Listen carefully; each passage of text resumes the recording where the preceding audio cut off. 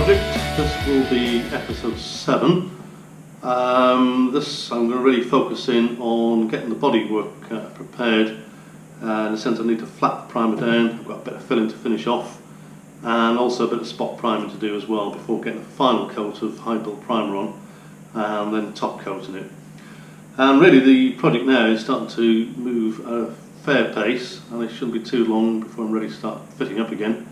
I've got most of the parts in, so once I get the paint on, this should start getting together pretty quick.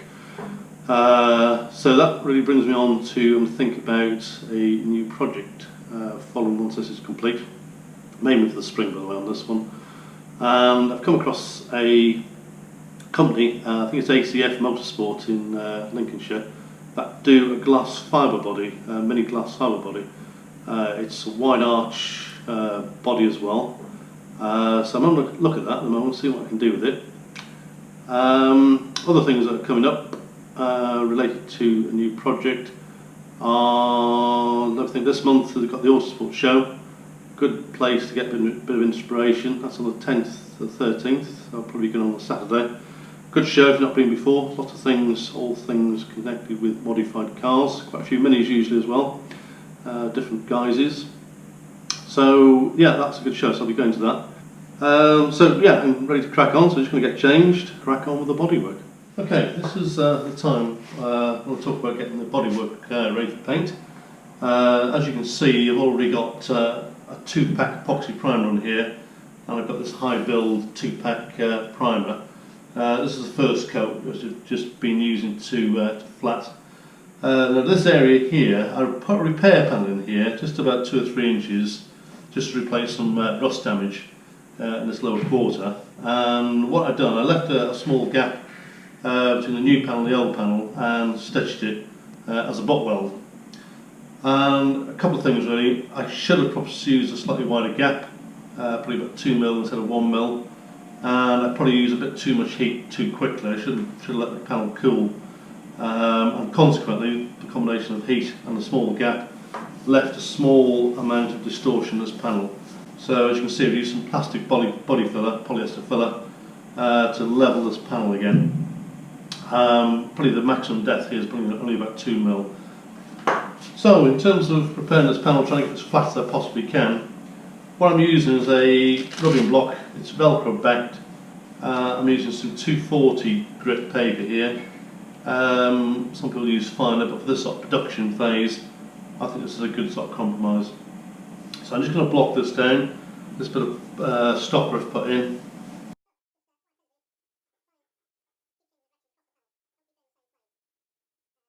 Until you end up with a nice sort of smooth transition between the stopper and the surrounding metalwork. When using a block of this type with this is an aluminium oxide paper, I do all my sanding completely dry. I don't introduce any water to this part of the work at all. If you do, you do risk a chance of the polyester filler holding water, and that will microblast as soon as the panel gets hot in the summer sun. So I always keep water well away from this, dry sand it, and to help you out with the paper, keeping it clean, I just use an airline just to blow it out. I'm not going to do it now because I've got my mask on. I'll just get the mask back on, give it a clean and continue.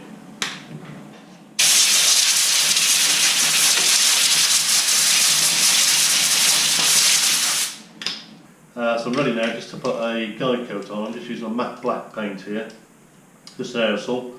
So let's get the mask on and get it coated.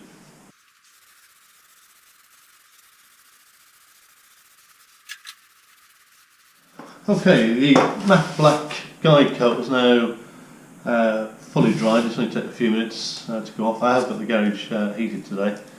So put a bit of 320 wet or dry. I'm using it dry all through this, and just on a block so I can just sand away, looking for any low spots. Okay, I've just been on the car, carrying out the flatting of the guide coat, the black guide coat. I've just got round to the A panel, offside A panel, and you can see here there's an area, a bit of black trace, of the guide coat showing a low, so what I need to do is put a bit of filler in this general area here to bring that up a bit, and then here we've got some high spots just here, here and here, which is indicate that this area here is generally quite low. So I'm just going to put a very, very thin skim of filler over that area. And just as a bit of a tip, sometimes it's useful just to use a straight edge such as rule and just hold it next to the panel. You can really generally work out how much of a skim you need. I've just moved on to getting the doors in there, so just quickly pan round. Got the two doors here, so I'm just going to do the same again for these. Just put a guide coat on and just flatten them down. Okay, I've got the main body all done now. Doors have been flatted, so I'm pleased with those. And the next job, I've got 4 more panels to do. I've got the bonnet, which I've not touched, it's still in white gel coat, a boot lid, which I'll show you in a second, and the front end behind me here, which I have prepared. I do need to put a guide coat on that, get that done. And the last bit is the rear diffuser. So I'll crack on. I'm going to flatten this down, again sanding block with a bit of 180 grit paper. It needs to be fairly abrasive for this sort of stuff to cut through the gel coat. I will put a high build primer on here. What I've just discovered with the bonnet, it's so thin, it's a single piece of aircraft grade fibreglass. It does actually dent when you're trying to sand it. It obviously pops back being glass fibre. So what I've done is just put this sort of cushion, pile of cloth underneath it here, just to support the bonnet whilst I'm trying to flack it down. So just a bit of a tip just to keep the shape of it. Now the boot lid, again it's single skin glass fibre, very light. Now this particular boot lid is an Archangel's boot lid. Generally speaking, quite a good fit. However, the view from the side here, when it's on the car, it did bow out a little bit. There was a bit of a gap between here and the seal. So what I've done on this boot lid is applied a bit of glass fibre, matte, put that in place, quickly got the boot lid back on the car, and then by a process of straps and G-clamps and so on, pushed the boot lid in. So I squashed it into the profile here, was nearer the bodywork profile. I let the glass fibre then set and go hard to keep it shape. As a consequence of that, the fact that I had clamps on the side here has put a few sort of minor defects into the surface here, nothing serious.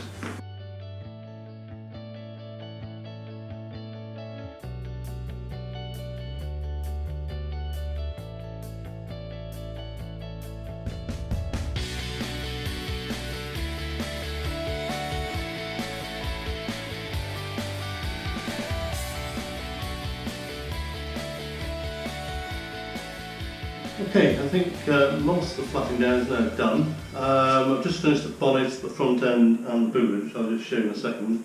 I'll just get the bonnet off and just bring that a little bit closer to the camera.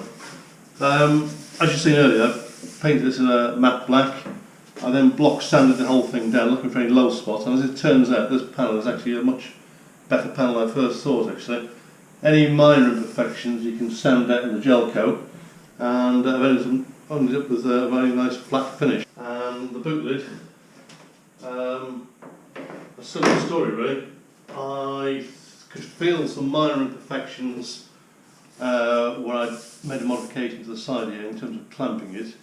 However, when I used the guide coat, sanded it, flattened it back with a bit of 180 grit, all those sort of minor imperfections were sanded in the gel coat, so the gel coat took account of that, so I've got a nice flat finish. Whilst I was doing the front end, I picked up a little detail, the anchorage points at the top in the inner wing area here.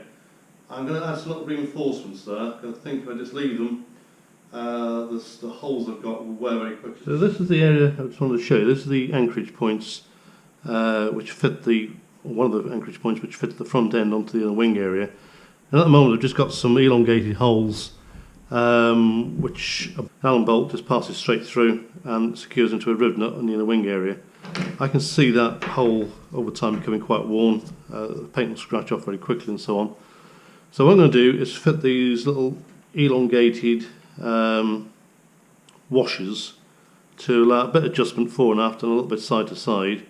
And what I'm going to do is bond those in using a bit of this Gorilla Glue. I've used this before for metal and plastics and so on. I find it to be particularly good. And to help it on its way, I'm just going to secure that with a nut and bolt with a spreader wash behind it, just to hold it in place while the glue goes off.